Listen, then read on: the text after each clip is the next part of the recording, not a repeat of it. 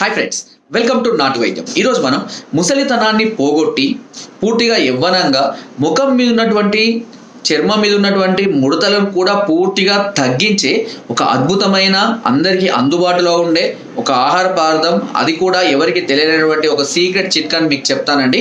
ఇది చిట్కా తెలిస్తే అవునా ఇది ఇంత ఉపయోగపడుతుందా, ఇది మనకు అందుబాటులో ఉన్నా మనం పట్టించుకోవడం లేదని బాధపడతారు మీరు. సో ముఖ్యంగా వయసు పెరుగుతున్న కొద్దీ మనకు ముఖ్యంగా వచ్చే సమస్యలు గుండె సమస్యలు, అదేవిధంగా దాంతోపాటుగా కీళ్ళ రోగాలు, ఈ రెండింటిని కూడా పూర్తిగా అదుపు చేస్తుంది. శరీరాన్ని యవ్వనంగా ఉంచుతుంది. ముఖం మీద ఉన్నటువంటి ముడతలను కూడా పూర్తిగా తగ్గించేస్తుంది. అదే క్యాలీఫ్లవర్. మనకు అందరికీ తెలుసు, క్యాలీఫ్లవర్ని మనం ఇష్టంగానే తింటుంటారు చాలామంది. ఈ క్యాలీఫ్లవర్ వల్ల ఇన్ని ప్రయోజనాలు ఉంటాయి అన్నది ఎవరికి తెలియదు కూడా. సో ఈ క్యాలీఫ్లవర్లో ఫోలిక్ యాసిడ్ అనేది అధికంగా ఉంటుంది. ఈ ఫోలిక్ యాసిడ్ అనేది మనకు గుండెను బలంగా ఉంచడం కోసం, కీళ్ళ వాతాన్ని తగ్గించడం కోసం చాలా అద్భుతంగా ఉపయోగపడుతుంది. అంతేకాకుండా దీనిలో గ్లూటాథియోన్ అనే ఒక రసాయన పదార్థం ఉంటుంది. ఇది గుండెకు అదేవిధంగా శరీరానికి కూడా మంచి బలాన్ని అందిస్తుంది. ముడతల్ని రాకుండా చూస్తుంది.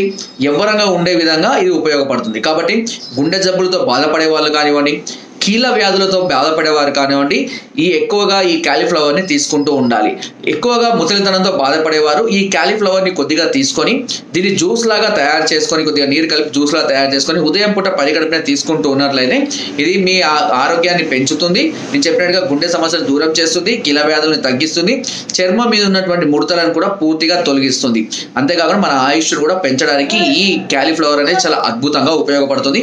అంతేకాకుండా వయసు పెరగడం వల్ల వచ్చేటువంటి మతి మరుపును తగ్గించడానికి కూడా చాలా అద్భుతంగా ఉపయోగపడుతుంది. సో ఇన్ని ప్రయోజనాలు కలిగినటువంటి ఈ క్యాలీఫ్లవర్ని మనం రెగ్యులర్గా తీసుకోవడం అనేది చాలా చాలా అవసరం. ఎప్పుడు కూడా నెగ్లెక్ట్ చేయకండి. ఇది సీజనబుల్గానే వస్తూ ఉంటుంది కాబట్టి వచ్చినప్పుడు ఖచ్చితంగా దీన్ని ఉపయోగించుకోండి. సో ఇంకేదైనా డౌట్స్ ఉంటే కింద నాకు కామెంట్ ద్వారా తెలియజేయండి. నా వీడియోస్ తప్పకుండా లైక్ చేయండి, షేర్ చేయండి అండ్ సబ్స్క్రైబ్ చేయడం మాత్రం అస్సలు మర్చిపోకండి.